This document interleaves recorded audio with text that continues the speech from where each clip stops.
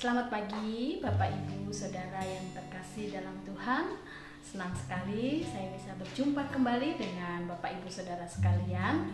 Dan harapan saya bahwa Bapak Ibu Saudara semua berada dalam keadaan yang sehat, dipenuhi dengan sukacita dan damai sejahtera, serta penuh dengan semangat untuk menjalani hari yang baru yang Tuhan anugerahkan kepada kita pada hari ini. Bapak Ibu Saudara yang terkasih di dalam Tuhan, manusia diciptakan sebagai makhluk sosial. Manusia tidak bisa hidup sendiri. Dia harus memiliki relasi dengan orang lain. Dalam kehidupan seseorang yang terpisah dari orang yang lain, mungkin secara fisik bisa, tetapi akan ada hal yang kurang yang ia rasakan, ada hal yang mungkin ia rasakan kurang lengkap, dan secara sosial ia akan mengalami masalah karena ia tidak memiliki relasi atau hubungan dengan orang lain. Manusia sebagai makhluk sosial. Nah, di dalam sebuah pencapaian atau prestasi dikatakan bahwa manusia itu juga tidak murni, ya, bisa mencapai sebuah pencapaian dalam hidupnya, bisa mendapatkan sebuah prestasi dalam hidupnya karena usahanya sendiri.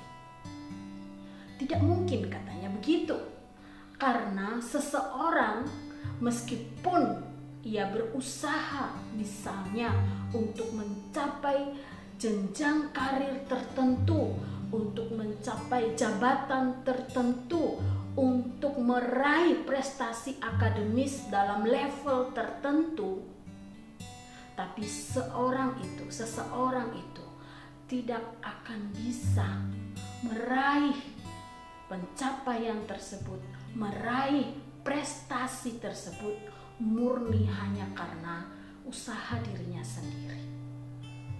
Ada orang-orang di sekitarnya yang memberikan sumbangsih, baik secara langsung maupun tidak langsung.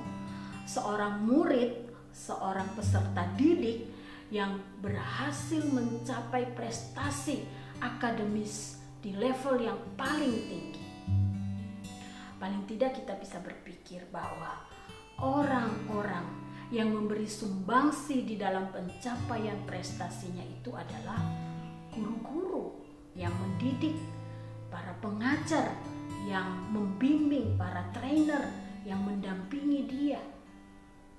Jadi secara langsung atau tidak langsung orang memberikan sumbangsi. Itu sebabnya dikatakan bahwa seseorang yang berhasil, seseorang yang berprestasi tidak murni mencapai keberhasilan dan prestasi itu karena usaha dirinya sendiri.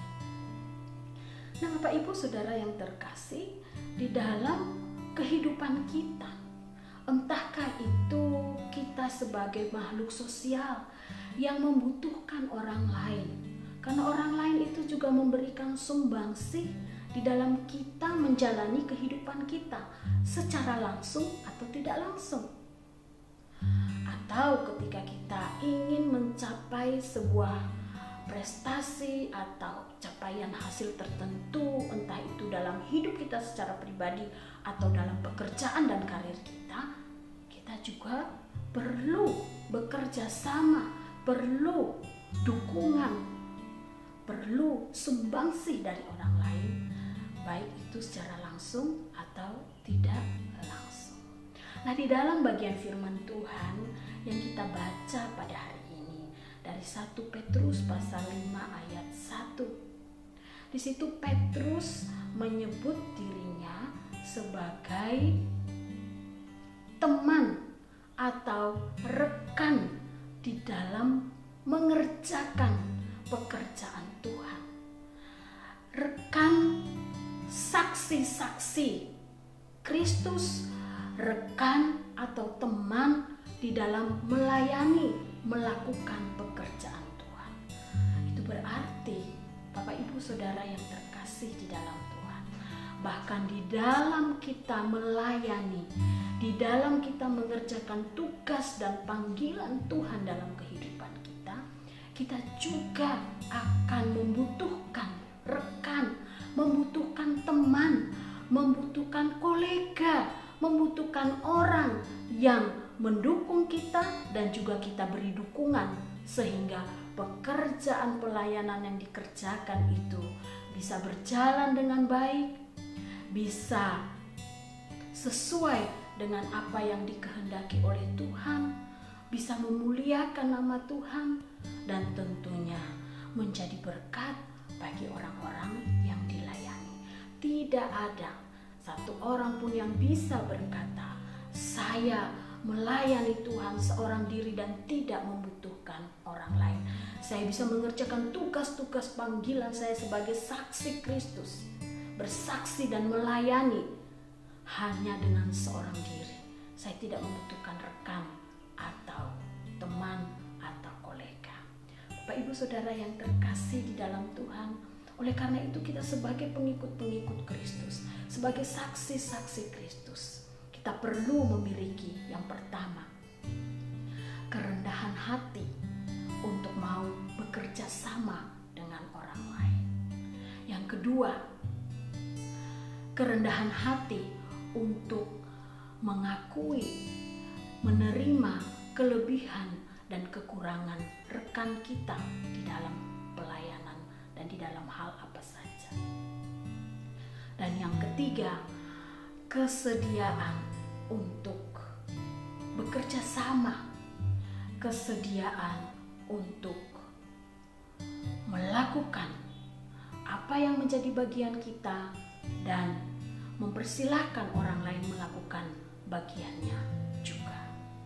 Dengan demikian, Bapak Ibu Saudara yang terkasih, seperti yang firman Tuhan katakan, kita ini adalah tubuh Kristus, terdiri dari sebuah kesatuan, tidak terpisahkan, masing-masing dengan tugas dan fungsinya masing-masing.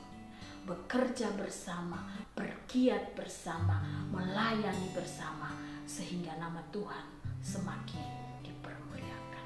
Mari sekarang hari ini kita memiliki tekad dan semangat dalam hati kita. Ketika kita melihat sekeliling kita, ada banyak orang yang dengan mereka kita berelasi, kita bekerja sama, dan mari kita membuka hati kita, membuka tangan kita di dalam pelayanan kita juga bekerja sama, karena yang utama dan terutama adalah Kristus sendiri. Tuhan memberkati kita. Amin. Mari kita berdoa. Bapa di dalam surga, kami berterima kasih karena Engkau menciptakan kami sebagai makhluk sosial yang tidak bisa menjalani kehidupan kami seorang diri, tidak bisa mencapai segala sesuatu dalam hidup kami murni seorang diri, dan bahkan di dalam pelayanan, di dalam pekerjaan Tuhan yang kami kerjakan pun kami senantiasa membutuhkan orang lain.